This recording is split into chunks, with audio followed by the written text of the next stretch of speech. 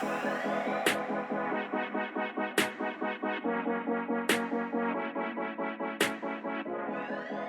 welcome back to the X Podcast. I am here with Mr. Tim Moore, as always. Kevin Illich, original What's up? founder of the X Podcast, and wishing we were back in LA. I know. And a really special guest, we got TC Trace Carter coming here, highly recommended by someone you're pretty close to. And that is Miss Deanna Carter. And she's become kind of I don't know, I feel like part of second family to X Church. You and her go to one church, but she's spoken at some of our Inspired events. But we had her on the podcast, I don't know, 2 or 3 months ago, talking fashion, talking entrepreneurship, faith, her book of poetry. And she just said, she's like, okay, if you think this was fun, she's like, you got to meet my husband. Man. And I know she's biased, but then I start talking to people. I mean, I don't even know if you know Micah Campbell. If that name even sounds familiar. I've talked to people that know you that just all speak so highly of you. Obviously, you're creative. I get around you and Deanna, and I'm like, I need them to dress me. I'm insecure by how cool y'all are. But also just... You fly today. You know, I got this together. I wore this because I knew you'd be here. Yeah. You Oh my know? gosh. So, but in Deanna's words, serial entrepreneur, crazy creative, creative director of COSI, and I'm just so glad you're here. Man, I'm super honored. Thank you all for having me. This is going to be special. Let me just say on the front end, I already know. I feel it. Well, we're excited. I want to know what's the minute and a half elevator pitch for TC. Somebody who's never met you before. What do you want them to know about you? When does my minute and a half start? You're down to a minute 15, bro. I'm joking. Honestly, I'm a husband. I'm a father. I am a renaissance man. I am a force. I'm a creative. Very dynamic. I have had hand in building financial intelligence units on the heels of Bernie Madoff and his shenanigans. Launched a personal branding firm where we did hair, fashion, and photography. Creative project manager, AI, VR, evangelist, educator, and I get to lead Emmy award-winning content campaigns over at COSI and just usher in virtual reality and the new wave of immersive experiences and just engagement and learning. So that's me in a nutshell. That's what I do. That was a good one. You know, it's interesting. That's also my resume. It's not anything close to that. Okay, so I'm super curious. Your wife says a serial entrepreneur. So is that like, what have you launched? What have you created? And is that a category or a title for people who have a really hard time holding a regular job? I can see where. I'll say this because that's also hard to do. And that's why it's not for everybody. Yeah, I think entrepreneurship has been boiled down too much to business owner. Right. Where when I think of entrepreneurship, the mindset of thinking holistic, thinking full picture around a project, initiative, the whole endeavor. And I didn't even really know I was in entrepreneurial efforts when I was at JP Morgan Chase. Bernie Madoff hits the fan, $2.6 billion fine JP Morgan's hit with. I was one of 15 people brought in to build a responsive unit that ultimately just makes sure that doesn't happen again. But it's very entrepreneurial work. It was at a Fortune 500 bank, but the only thing the 15 of us had in common was what's on the news. But what can't happen again, but all the process thereof, the process mapping, establishing procedures. My lane ultimately ended up in training and development. Did that at JP Morgan and headhunted to do the same at Discover. So even though I wasn't launching my own brand, in that sense, the work of 0 to 1 projects in a very rigorous setting actually cut my teeth in a way I'm very appreciative of. Because when I was working at Discover and I went to cosmetology school at night. Really? So man, I was this close to working at Charles Penzone. You guys remember Yeah. Penzone? Oh, yeah. Shout Yeah. out Charles and Deborah. Yeah. Was in their home office. They had it all laid out for me. But I saw the ability. No, men need more than just their hair. They need the full package. Especially this is pre 2017. Okay. So instead of doing that at Penzone, launched a salon, a personal branding firm where we did hair, fashion, photography, and it was a membership subscription service. So these unlimited hair servicing, Really? had facial. It was a really, really disruptive service. We were in Gahanna. Was it brick and mortar? Brick and mortar, yeah. We were Okay. right at the corner of Morse and What was Hamilton. it called? Venus and Mars. Venus and Mars. Venus and Mars. An experience out of this world. It was a unisex salon. So Okay. we ultimately landed with five. Greg's Yep. wife, Yep. Shaylin, Shaylin. was a stylist in Venus Oh, and Mars. okay. Nice. Had me all exposed to the beauty industry, pageant industry, and all that. Yeah. So even that dynamic, Yeah. talking about DEI and all that, effortlessly in our salon, think about that environment where community happens. I would have, some young kid that I'm cutting their hair. Shaylin would have some, Miss Orlando. And we had some other dynamic personalities. So it was just a really rich experience. That's cool. Did that up to the pandemic, man. But because that was my first rodeo, I stepped away from Discover to go in that full time. Okay. And man, I had young kids who were born. My son, I had a 1-year-old, and my son was born the month before I launched the salon. And we ran it all the way up to the pandemic. So 3 years? yeah, about About 3? just at 3 years, and almost lost my family in that exchange of just being present, working in and on the business, 20-hour days, and I was on staff at one church for a stretch of that, so it was literally 7 days a week of work. I don't know if I'm So- getting the chronology wrong, but around COVID, is that when you also mentioned your mother passed? My mother passed in 2015. In 2015. Okay. So that was a bit before, but that was its own pandemic. Yeah, Oh man. That was its own. So that the amount of pressure it takes to leave a secure job and to go start something on your own. Takes audacity. It does. Takes a little crazy. Crazy and courage.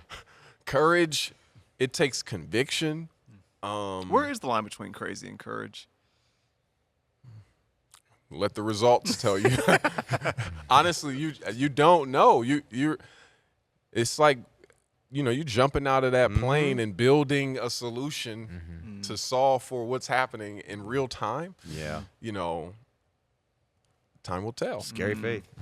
Time will tell. Sounds like a good Sounds book. like a good Sounds- idea. And Yeah, honestly, good I concept. think honestly the best entrepreneurs, what I've learned is the ones who will jump out of the airplane and will be solving forward, and will splat and go through repair and the audacity to go back up Yeah. because I am an entrepreneur. That's what Venus and Mars was, because that was a traumatic landing. Wow. Because Valentine's Day before that pandemic, me and my wife were already hanging on by a thread. She feels like a single mom at home, married, but where's my husband? And I'm just burning at both ends. 5 stylists trying to figure it out, learning payroll and all this, and it's coming, and it's in real time paying for my family at home. My wife is staying at home, so it was a lot. Then the pandemic happened. Yeah. So where did things shift with you and her? They got bad. They It- got it- extreme. Can I ask this? Is this where, because she talked about her book that Yes. came out. Was this the season? This is the season. This is the season This it came is out the of? Okay. season. This is the season, the soil from which those poems were birthed. I also have an album that was birthed during that process, a music compilation titled "My Beautiful Dying Marriage." Wow. And on the cover, it's pretty shocking. I'll let you guys find it here in a second. It's like, whoa. But it was during the pandemic. It was the first time really in me and my wife's relationship that we slowed down and really considered life and just how we have developed. You know, I was running at JP Morgan and Discover, and then working, going to hair school at night. Then we had our first child. So we were always in the go. So what we got clear on, you know, my wife has red hair, I got the blue hair, but with our marriage, we recognize that red and blue is the best personification of us. It's completely different. We represent something different, but very unique unto ourselves. But the requirement for what God was trying to do, he's trying to paint with purple. And red and blue are required, but in the mixture, red and blue don't exist. And during the pandemic, our prayers really start shifting from God, what's my purpose, what's my destiny, to what's our purpose, what's our destiny. And it was a really shifting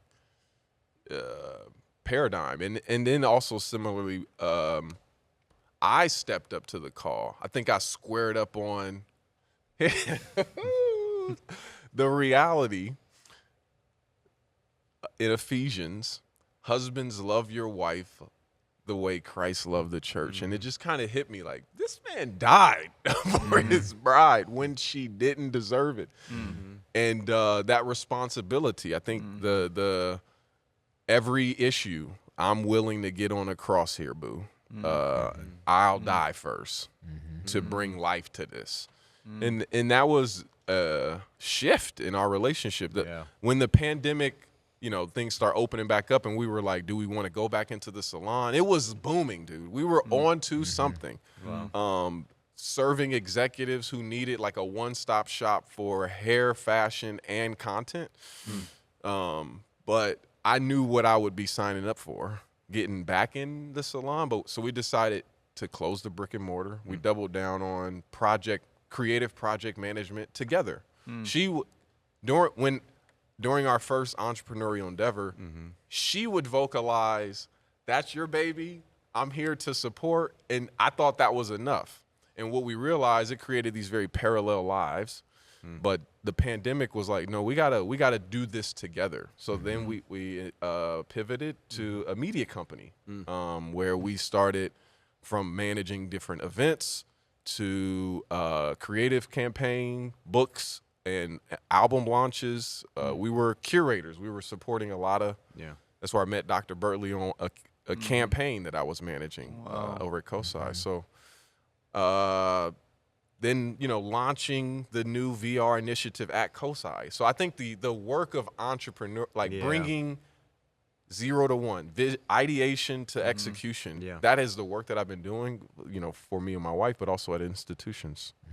What do you realize now that you are missing as far as having your wife's skill sets accessible to you in this next phase? What was I missing? My wife, you know,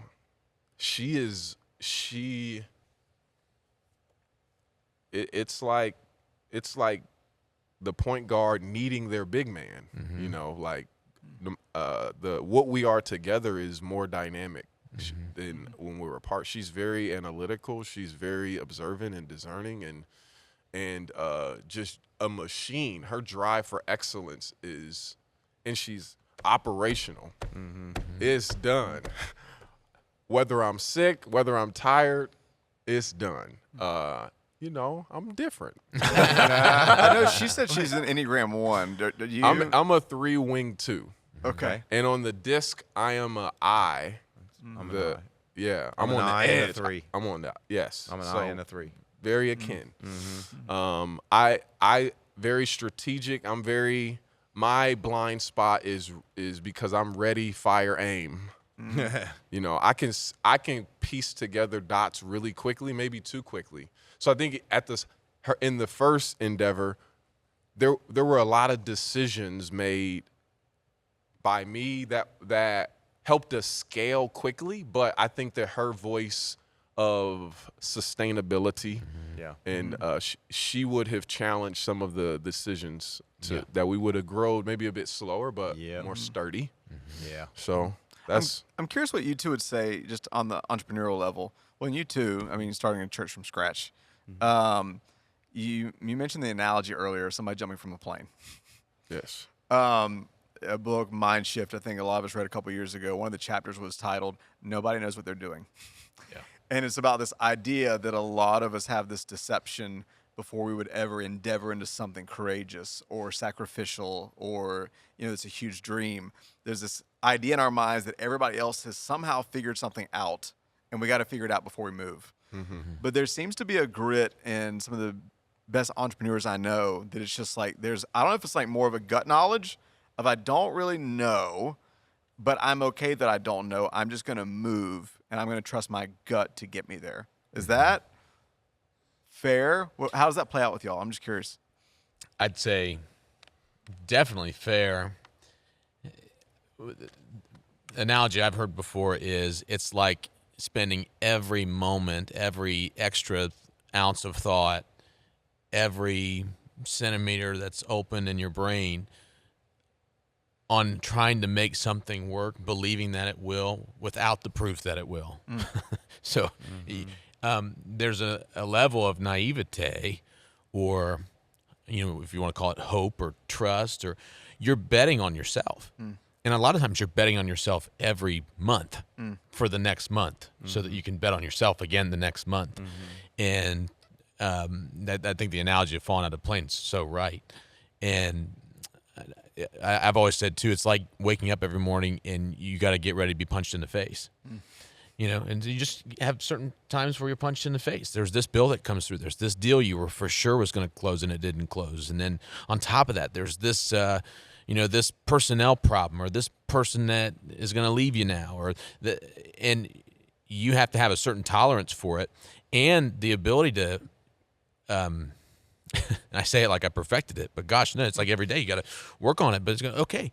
You almost have to emotionally detach from all these highly emotional things that happen to you, because you're passionate. If you are putting it all out on the line, there's a conviction, there's a love, there's a dream, there's a hope, and you have to at the same time emotionally detach from it and be very pragmatic and go, okay, if we don't get that, I can't pay my bills next month, but how are we going to fix that? Let's just not feel it for a second and let's just look at it. But I think the great tragedy is the people that never jump out of the plane. They're sitting on the ground. They're just going, I just don't even know if I know I have this idea, I know I have this passion, but I just could never do that. But that's been my experience. That's good. Your emotional detach statement reminded me of a mantra that I developed when Tom Brady and Bill Belichick was winning all those Super Bowls. It's this ability to be Tom Brady and Belichick at the same time.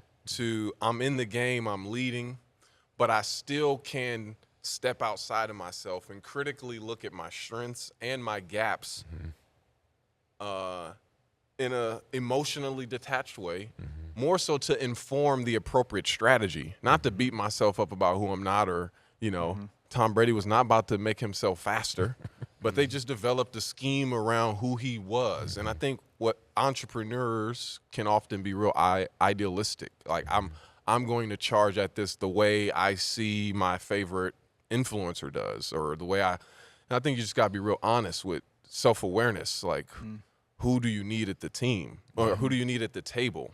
Greg says all the time, your strengths give you a role, but your weakness gives you a team. And I think, and then to answer your question more specifically, though, we were talking about DISC and Enneagram. The Patterson thinking wavelength is one of my favorite. It's a scale of 1 to 10. That a lot of teams use this, so it's not a personality test. It's a thinking continuum. It's more of like thinking like, your processing platform. Are you Android versus Apple? How do you? And the things that it's only 6 questions, and it's eerily accurate on how it assesses your relationship to change, ambiguity, risk. And so one of the questions is, what is your relationship to ambiguity? And the test is like it asks a question and then it gives you the extremes and where are you on the scale? And my willingness and ability to move forward through ambiguity, like if it's unclear, it'll figure itself out. Yeah. Like the moment is now, you know. That is something unique that my wife does not. On like that question, and just for the record, on that scale, I'm like a 9.3. Last time I took my wife was a 1.8. And so in our marriage, undiagnosed in our marriage, I was the one coming in with the right now dynamic vision. Babe, we should. And she immediately is asking these probing questions that like deflate my energy. And it's like, boo, just celebrate me. What are you doing? Why are you killing? But both is so huge. Yeah, huge. you need both. You need both. Yeah. And so strategically, me as an entrepreneur, knowing that any endeavor, I need a Deanna-like voice. You know, and or from a manager standpoint. My wife is she likes to be a sole contributor because she's a grinder based on this scale. Somebody in the middle who I can stand between vision and execution and appreciate both. So Do you think all of us, though, to reach our full potential could have a greater relationship with risk? And maybe for context, I had a kind of an annual review with an employee today, and it's the same thing every year. I said, you have so much incredible potential and so much gifting and so much stability, and if you keep doing what you're doing, you're going to continue to be amazing. But if you would just pick a fight and get angry and get a little dangerous, the sky would be the limit for you. And so he's been like taking incremental risks, and he would be fine with this podcast because we just have great conversations around this.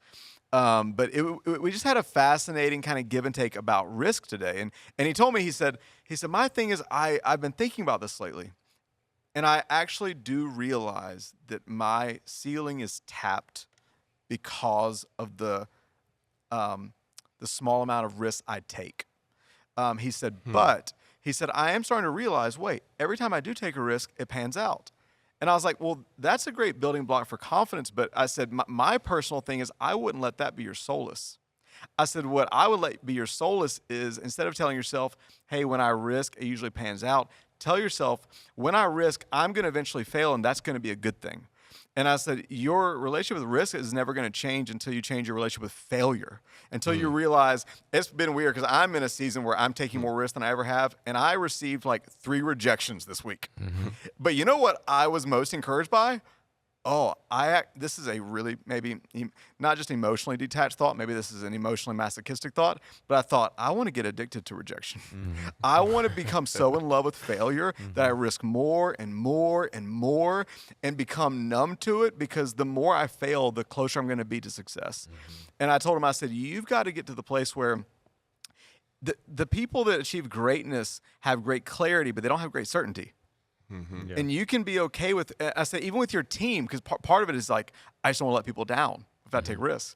And I said, but if you look at like the Bill Gates, the Michael Jordans, like all the people, I said, they had to decide that the risk of not taking the risk was even greater than taking the risk.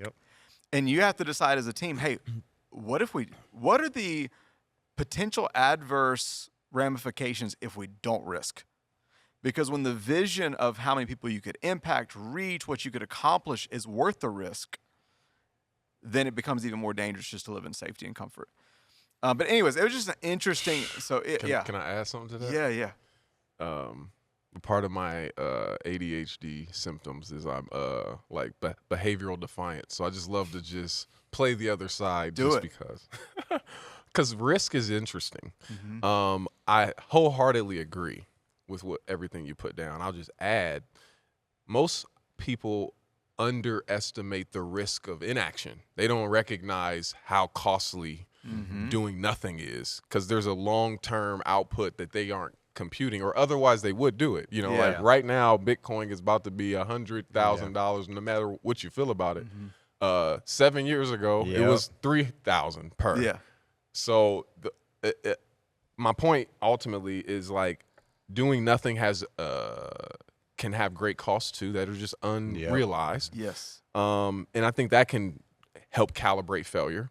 But I want to, because success and calling what God has for you, I don't want to downplay the risk that is taken by a woman who is very career oriented but has a child and takes the risk. I put down my career for 7 years to invest here. Yeah. That's risky, or that is a risk. There's a lot within that I think risk is a moment by moment, like calling by calling, ever shifting thing that God wants us to bring to His feet. You know that. I think that's what I would encourage anyone who struggles with risk is that that should be the trigger to.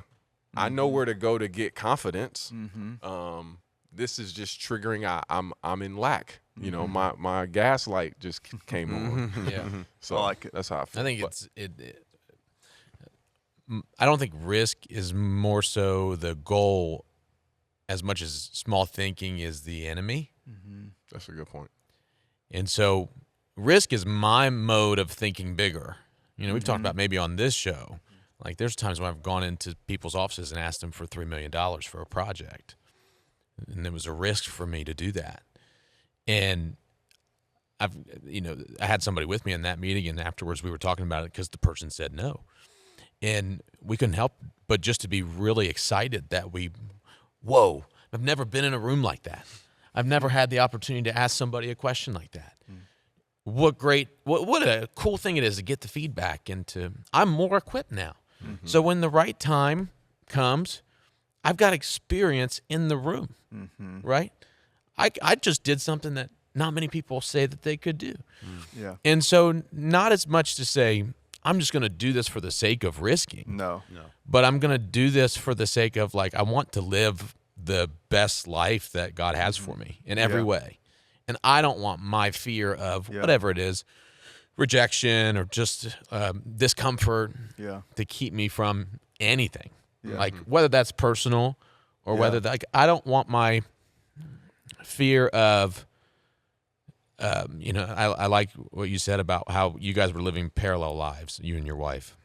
I don't like it. I just think it's a great. I was going to double click on that. Right. It's a great illustration for people who don't own businesses or aren't entrepreneurs, maybe who just are working really hard to support their families separately. Like that's a danger everyone can fall into. Small thinking says, "Oh, we're just doing what we got to do," and there's an element of that, but that's never going to be good enough for me. Like that's not the life that I want to live with my spouse.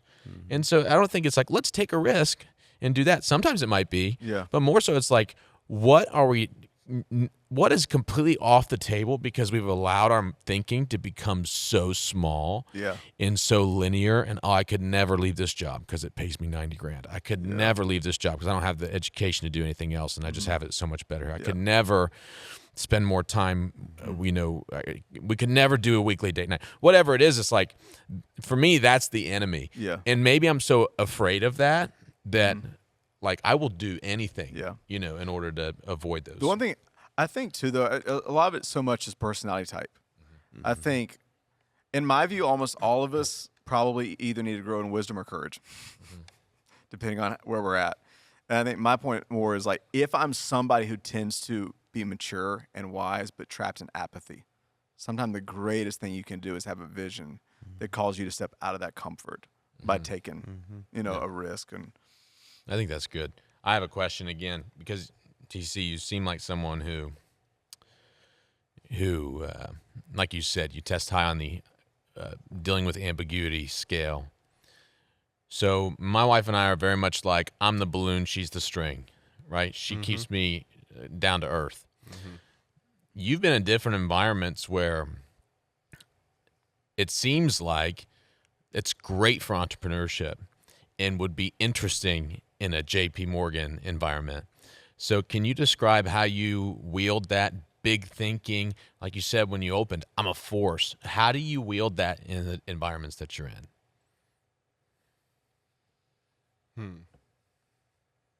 That's a great question.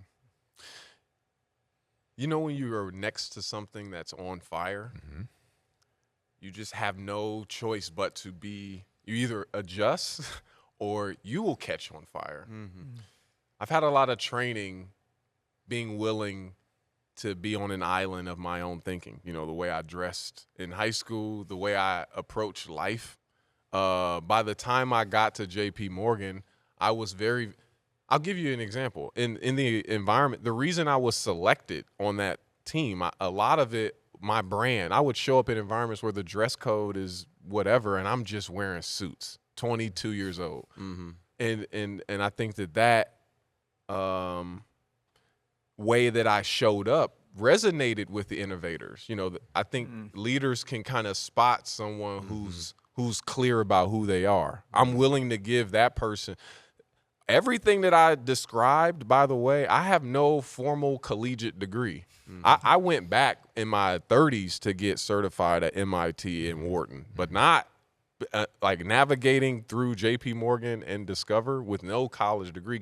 It comes down like the ultimate confidence. I don't just read through Christ I can do all things. Like that is in my blood. I just believe that the spirit that raised Christ from the grave's alive in me. I can go in at JP Morgan and with my blue hair and suits. What's up? And it forces people to just have an interesting internal dialogue on the way home. Why was you agitated by how his personality? Like and a lot of executives bring me in to their projects because they know TC can create some disruption that I can't. I feel that, you know, the traditional idea of professional. I challenge that in a good way. I think a lot of leaders, senior leaders at the highest level, affirm that my uniqueness is what will make space for me. I love it. You know? Okay, can we shift gears from entrepreneurial? You want to go to AI? Yeah. But first, can you just at least just let us know, because we talked around about COSI. All right, for anybody listening that doesn't know what COSI is, what's COSI? What do you do? The Center of Science and Industry. Yes, where science is everywhere for everyone, and we want to make it accessible. We want to be the portal with which learning, science literacy, the future of career and technology, like COSI being the hub, 330,000 square feet right down at the beautiful edifice. I don't know if you guys have been down to the Junto Hotel. Man, over the next 5 years, what's planned? Oh, my.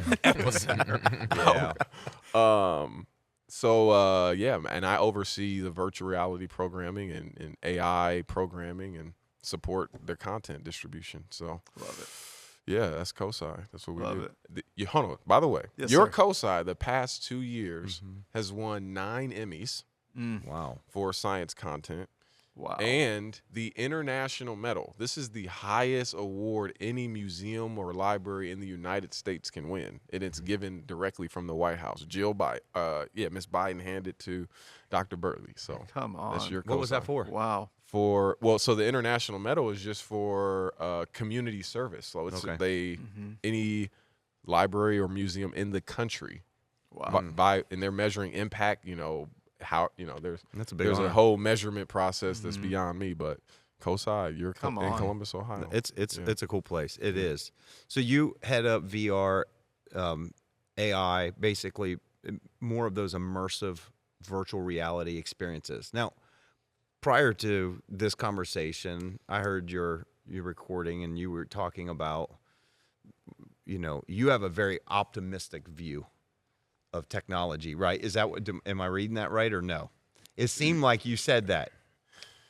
What's your view? I want to know, what is your view on, we're all kind of living in this world where here's what I think we probably all can agree. There's significant moments in history that have shifted culture and the workforce and everything else. You can go back to the industrial age when you get factories and things that just changed things and never went back.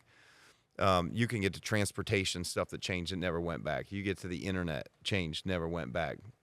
I would say AI is potentially the next major shifter, and so it seems like AI in the last, I want to say 5 years, has 3 years even, has it went from, I remember hearing everybody's reports, including Mark Cuban, Elon Musk, all of them going, this is dangerous, we need to do this, to all of a sudden something felt like it switched a couple years ago, and everybody jumped on the bandwagon and said this thing's here to stay, and it's taken off. And we're getting close to AGI and other things like that. So I'm curious your take, and kind of at least living in this world with COSI. Are you optimistic about it? Are you concerned? Are you excited? So let me be, first and foremost, my views of this are separate from COSI's. I don't represent COSI. What I'm about to say. Okay, your disclaimer. My friend, unprecedented doesn't really summarize it, because AI is not a tool as it is positioned. AI is the first technology that can make decisions on its own. You know, like the level of power it's displayed is, when we talk about intelligence being, you know, it's there. We can talk about some of the implications, but the reality of, like, the atomic bomb did not make a decision on who to target and when to detonate. It was always under human control. So Homo sapiens have never had a rivaled intelligence. In real time, we're figuring out what, I heard someone say, like, they don't call it artificial intelligence, they call it alien intelligence, because, like, it's doing things we haven't trained it to do. It's doing things that the smartest of the smartest. So can you give us some examples? When the newest ChatGPT 4.0 was released, Which I use every day. dude, Every day. Every day. And We use it all the time. I'm gonna come back to that. Yes. What should I wear today? Essentials, baby. That's what you did there. That's funny. So we're in the process of how does AI make a decision? You know, it was tasked with completing CAPTCHA, but was required to give its reasoning when it makes decisions, without any prompting, without any guidance on how to. The only goal given to GPT-4o was complete this CAPTCHA. The AI went on TaskRabbit.com and it found an individual and asked them, "Can you complete the CAPTCHA for me?" So just the fact that it surveyed what's available in new tech, had us went and proposed. The human responded and saying, you know, really suspiciously, "Why do you need my help completing a CAPTCHA?" And directly asks, "Are you a robot?" And so this is where I knew We're in trouble. human history is different now. The AI in the where it was required to communicate what it was thinking said, "I can't reveal that I am a robot," and it communicated back to the TaskRabbit representative, "I'm visually impaired, and I'm unable to complete the CAPTCHA myself," and facilitated the transaction and got the human to execute the task. So when we think about that has been released to humankind, who we've watched humankind do some crazy things. So where I'm optimistic of it being able to solve human challenges in the healthcare industry and just various efficiencies that just unprecedented value. I think that's why those with billions of dollars continue to move forward, because of these positives. But the counterweight of that is where humankind, we have a a species among us, because you got to also recognize that the capabilities demonstrated on a Chat GPT in our lifetime, gentlemen.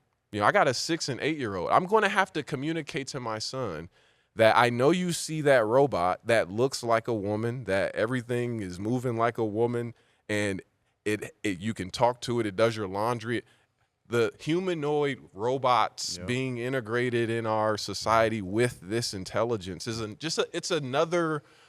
We more now than ever need men and women going before the creator of the universe. Like, what is up? And what is our role? Because what I try not to be a slave to my present realities. Like, you know, God is the God of the 21st century, you know, reality. And, you know, I also recognize that just humankind, I don't ascribe to evolution in the sense that I was just this accident.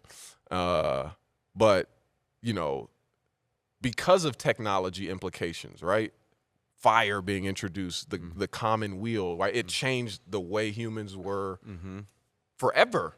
And so AI, because here's what everything I described about that type of robot, we already see with Tesla, the fold the laundry robot, with precision. Like, when in the next dozen years, for sure, I predict that these things will be as common that it's as accessible as a microwave.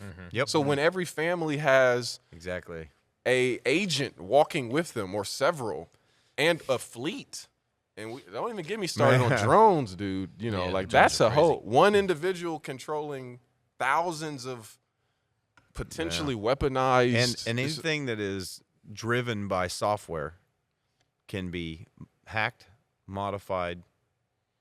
I mean, just imagine there's one in every home, and all it takes is not a human, but it could be another AI to gain access to it, and then just go wake up one day and go turn on your, you know, and so this just would be kind of nice for the laundry though. It would be. Did you see Megan? Yeah, the movie. I don't think so, but I will add it. Yeah, Megan is a good movie, but it also gets you thinking about having a personal robot someday. Yeah. Oh no, I see the this. benefit. I will, and so what I'm wrestling as a human being. Because I have to process this through scripture, and so when I look at when Moses sent those boys out to survey the land, and many of them came back with unfavorable reports, but a very select few, like I know they big as grasshopper, you know, however they describe, we're small as grasshoppers amidst them, you know, but we can go overtake, and there's fruit in that land, and so on one hand, I do see the tension of or the great possibilities of what this technology could do for us, even with connecting and understanding God more. You know, some of the just human limitations that we have, that our analysis of scripture and ancient, you know, they've already using AI to decode writings that are in ancient tombs and stuff that we just been puzzled. And so I think I think that's the tension that God created in the garden, giving us free, when you have anything powerful, you know, the tension of it can go left. I recognize that tension is real. And well, you also, you know in the garden, right, when God gave them a choice, it was the tree of the knowledge of good and evil, right? And so it was and knowledge is the real question, because, you know, the whole knowledge. You got to go to that real quick. Yeah. Because this is your next sermon. It's the elements that they identify, what convinced Eve to do it. Yeah. Go ahead. It gives 3 elements that I think AI it was pleasing to the eye. They would basically be like God. Well, pleasing to God. No, it gives pleasing 3 to the eye. What was that here? Desirable for food. Yeah, it was good. And then essentially make you real smart, or you know. Okay, that's what she said. When the woman saw that the fruit of the tree was good for food, pleasing to the eye, and desirable for gaining wisdom. Boom. That's that is where, when I'm talking it's inevitable, because in us, this desire to be more wise, we're going to be faced with the reality. There are going to be other humans that have, when Neuralink is a company by Elon, they like how you can control machines with a chip integrated in your brain. What happens when you, in the marketplace, in entrepreneurship, when other entrepreneurs are getting a chip implanted in their head and outperforming you? And what decision do you, this is where you, like, these are the decisions that I don't think, we talking about getting before God. No man up on those stages, a pastor is going to tell what that should be. That's a whole nother decision that we're going to have some combos. What about with AI, this, they talk about it a lot with video games. Like this, it's like veiled reality. Like there's some sort of connection veil where no matter how smart it gets, does it ever achieve whatever that innateness that humans have? Man, I implore you gentlemen to research the wave of men right now today who are subscribed, paying monthly fees for AI girlfriends, chatbots that, I mean, we Who grew was up. the celebrity that just did this and made a ton of money Lamar off of Odom. I know Lamar Odom just bought this very expensive female robot that. But some Instagram model did this and gave her voice and her face away. Oh yeah. For young men to what? to Kevin, listen you're to on a roll lullabies. today. It's lullabies for their children. Don't make me say it. But dude, that's the part, dude. That I think to me it's like, again, like everything else, and yes, it's beyond a tool because it's thinking for itself in many ways, right? It's not just a tool in the hands of humans, although humans program it, but then it's now self-learning. But I think it kind of just falls into that. It falls into the realm of there is both good and evil in almost anything, and that's when you look at there was something about that pivotal decision way back when that kind of opened Pandora's box, that took us down a road that introduced evil, and I just don't think that we had the capacity to do that. I think God gave us the power to rule and create, all over the earth and create, but He said, "Don't touch this one tree," and so I think with anything, technology, anything else, I think you have, even with AI, there's a power for good in it, and I think a lot of us we use it, and there's so many different things that you can do that there's a power for good, but with everything there's a shadow side, and there's a power for there's a use for evil. And here's the one thing we know about humans: they will find it. They will find the evil in it, and so I think the race is really, there's a development, and I think the race is, how do we protect at the highest level human species from the evil that is abundance, just like weapons of mass destruction. It's just like, nuclear weapons. You got different nations and they're all wanting to have nuclear weapons. We'll never use them, but it's for our safety. It's for this. Like, well, it just takes one. It just takes one. And that's kind of like, even today, I feel like we're on nuclear alert with Russia right now. They try to, right? It just takes one. There's a ballistic missile this morning. Intercontinental. So See that? No, I didn't. I'm going to cool this conversation down a little bit Yeah. because I want to talk about this veiled reality thing because it's so funny to me. There's like certain things like the conversation, machines can't do yet. It's like if you ask them to how many R's there are in the word strawberry, they can't answer correctly. And there's this guy that like tried multiple different systems and like none of them could pull out how there's 3 R's in strawberry. Yeah. There's 3 and they won't say anything but 2. It's like, and they make these whole long videos about all the different ways they try to help the AI get to like arrive at the fact that there's 3. It's like, no. Give me all the letters. Now take out this one, this one, this one, this one. How many R's are there? 2. It's like, wait a second. Let's try this again. And there's whole videos. It's hilarious. And then there was this other one I saw the other day of, it was an imaging, I don't know what the right terms are, but it's one that creates images. And they're like, give me a full glass of wine. Like, fill up a glass of wine. And so it would give him like a half full glass of wine. He's like, no, fill the cup up to the brim. Like, fill it up. Okay, sorry about that. Here's a new image. same thing. Like there's certain things that it can't do. And so do you think that stuff is easily overcomable? Oh yeah, I'm raising young kids, so my son does exactly what you said, but he's 6, and I think that there are people way smarter than me who they have translated the computing level of GPT-4, the latest release, as a sophisticated, almost graduate, late 20 but graduate thinker. Yeah. So still much capacity to be scholarly, but that curve, we are experiencing the 6-year-old. Yeah. Right. Yeah. So but next year when he's growing out of sneakers, that's the wave of, because you brought up something that we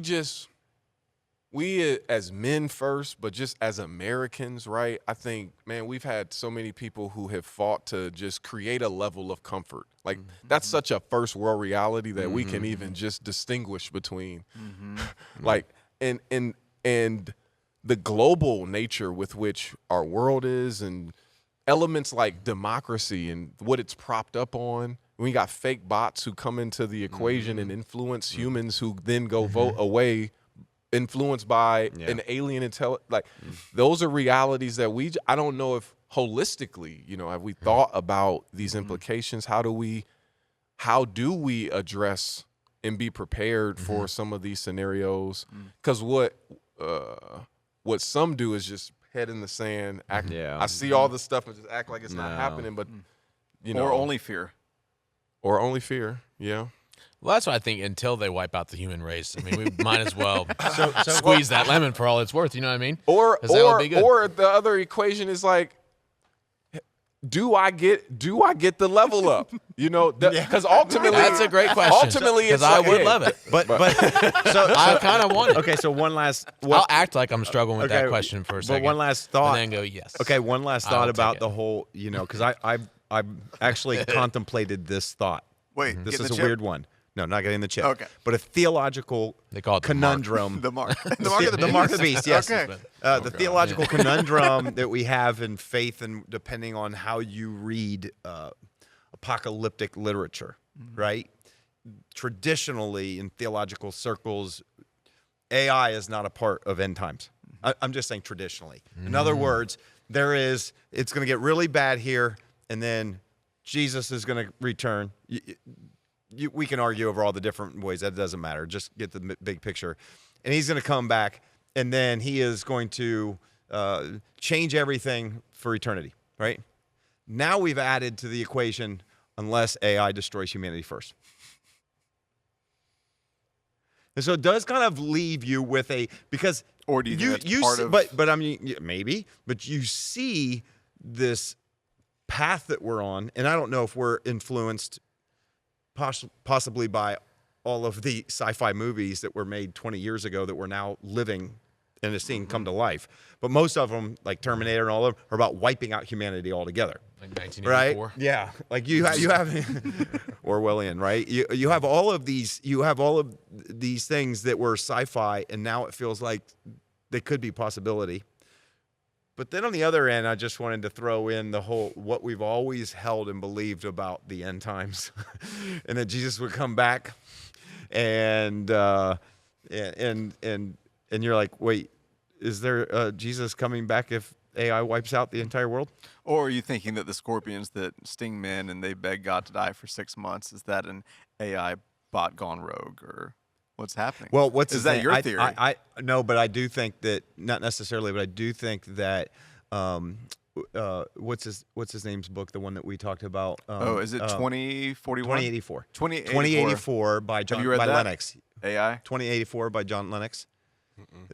So in that one, I think one of the cases he makes, because it's kind of an interesting book about AI. It starts off about AI, and then it really turns into end times. It's the weirdest combo they put together. But some of the things he almost alludes to, he like, whether it's you have the one leader that kind of has a fatal wound, but then comes back, and everybody tries to assume how metaphoric it is and all that good stuff. But I mean, he kind of almost draws a line in comparison to AI. That is a and it's a really fascinating- fascinating connection, but it does make you wonder. This is what I'm saying is we have these two separate worlds, technology, and then we have this really kind of old theological, apocalyptic type of mindset of what's going to happen. And when you kind of put the two together, you're like, wait a minute, how do these both work? I got some. If this was like Law and Order, and you came to my investigative room, I would have my wall with all my stuff. So this is something I've wrestled with, like, because I see where this can go, and I can't act like it's not happening. Sure. So I'm just going to put some elements on the table, like that I'm considering. So when I think about AI, and I think about scriptures that say about the great wave of deception in the end times, so great that even the very elect on the verge of being deceived. And when I think about the era of deep fake that we're stepping into, right, the ability for humankind to be persuaded at a very convincing level, AI creates that environment. So then the idea of like everything being brought to the light, you know, on one hand, I know when I get before the seat of Christ, right, that's where the laundry list is. But when I'm trying to lean into is there a reality of that where when I think about AI, the way even with smartwatches and the level of influence, you know, AI being integrated in your iPhone. So now the level of machine learning being adopted to what you give permission to, like, so it's learning humanity at a level that. You know, that what can you hide is what I'm saying. You know, like incognito browser, what can you hide? You have to go off grid. I mean, and even that, but that's that's where it's just a tension around. But then me and my wife talked about like the Antichrist not desiring a woman is of how some translations, and I always attributed that to a human person, but just the reality of I mean, if it's just in that scenario of a humanoid robot with intelligence, I've wielded power, now I'm overseeing governments, I don't care about a woman, you know, I could see a reality there. But two things in the Old Testament I think are noteworthy. One, what prompted the necessity of the flood?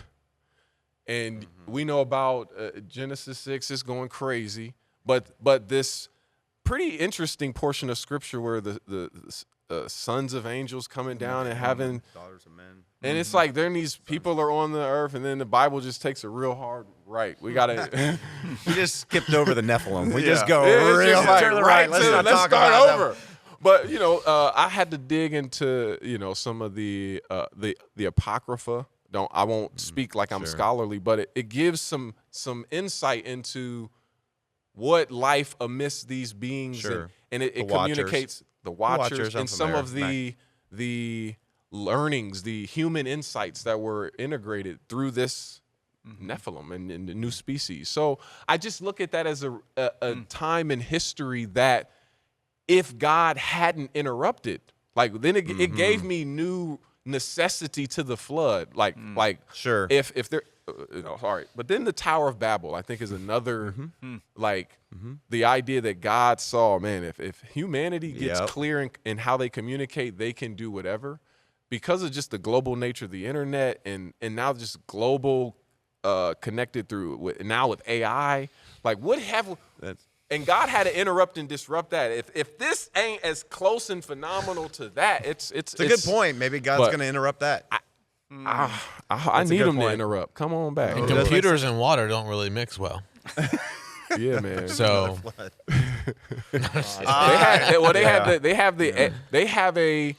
I just was getting my crown done this morning. I'm watching on the screen. There's an AI robot marine machine that they are using to analyze like wave currents. It's like so. To your point, around, I don't. Those ones will be good. Those ones will be good. Oh my! Don't scare me. I mean, it's a lot. It's a lot to process. If I'm honest, it keeps me stressed. If I'm honest. So you're not gonna get the level up. It'll really be a critical decision. There's a decision to be made. This is so fun to process. I feel like we could do a whole episode on all the different theological crosshairs you just put there. Yeah, there's a lot in there. Maybe we'll do a part 2. We need You be come honored. back part and two. we just You need to dive, come I'd have back. we my just dive research. deep into it. I We'll wasn't just go ready deep for into my it. AI research, No, but okay. but man, I would love to. Fun. This has been so fun. I Yeah. think homie, the body of Christ needs to be leading this discussion. That's the. I'm in the room with the smartest human beings in the world. NASA, Intel, Dr. Burley himself is an immunologist, development of vaccines.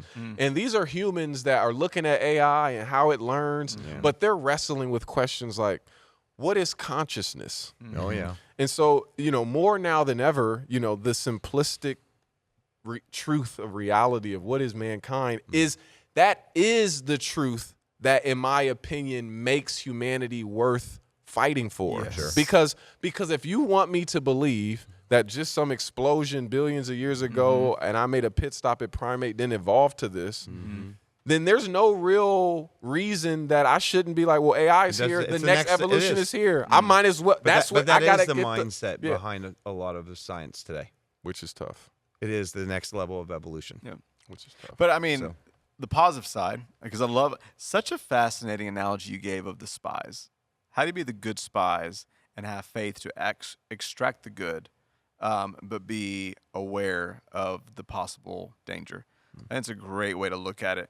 And I think maybe one positive silver lining to some of the danger of these discussions is maybe all of this talk on, an evolutionary viewpoint on, machines, transhuman, whatever, is that maybe it will make us redefine what it means to be human again. Yeah. And actually elevate humanity again, which I think would ultimately lead to a healthy conversation about God again.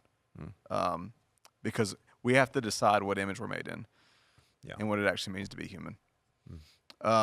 It's fascinating. Yeah. Thank you. That's Thanks a for book. being That's a here. book in there. Man, I'm gonna tell you what. You come back on, we'll all write the chapters.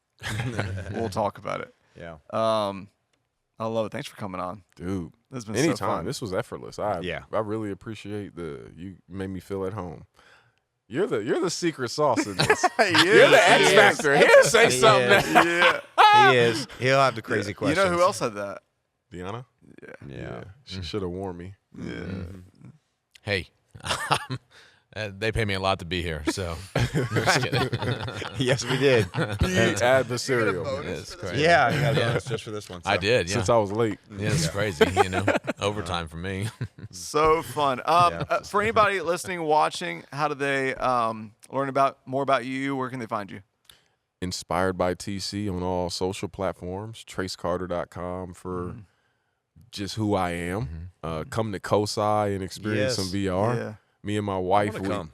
Man, I want to come when you're there. Can we do it? I want to bring Can my I kids. have Oh, I wanna totally. come when you're We there. will totally make it a All VIP experience. Let's man. do it. That's I feel a the layup. same I'm serious. way. I want to do it. Yeah, That's a I need the VIP experience That's because a layup. I need the VIP for VR my experience. kids, I don't have the patience, man. Yeah, it can be a lot. Me and my wife, we just recently produced a devotional together. Oh, so cool. The Purple Playbook. So Come on. that concept of red and blue unique to the Yeah. purple mixture. We took 31 shades of purple and connected the color psychology to a relationship principle. So we got 31 cool. days of devotionals for couples to Man, I deep love in it. convo. So I mean, between those factors, man, that's where my life is. That's awesome. So cool. I love it. All right, go give him a follow. Check out all he's doing. Super inspiring, Dude. and I love it. And Thank you. hey, until next time, send us in case we get Trace TC Carter. Send them questions in. back on. Send 'em in. If they got to get at least 10 questions for me to come there you back. go. You heard it. I might have You to heard write it 9 there. of them. All right. All the info in the outro. Until next week, we'll see you then. Hey guys, it's Russ. Thanks so much for listening. We really believe if we can get around tables instead of behind screens, if we can talk to each other instead of at each other, we can make the world better. To help us do that, here are a few things you can do to help. First, if you haven't yet, leave a review on Apple or Spotify and hit subscribe on YouTube. This helps more than you know.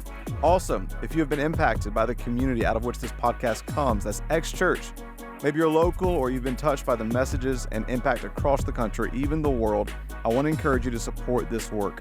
A powerful life principle is to invest in the people and places that invest in you. And so I want to invite you to do that right now by going to thex.church/give. You can give a one-time small gift, a sacrificial gift, or even become a recurring partner. Together, let's keep elevating the conversation, thinking higher, loving deeper, and making the world better. Cheers.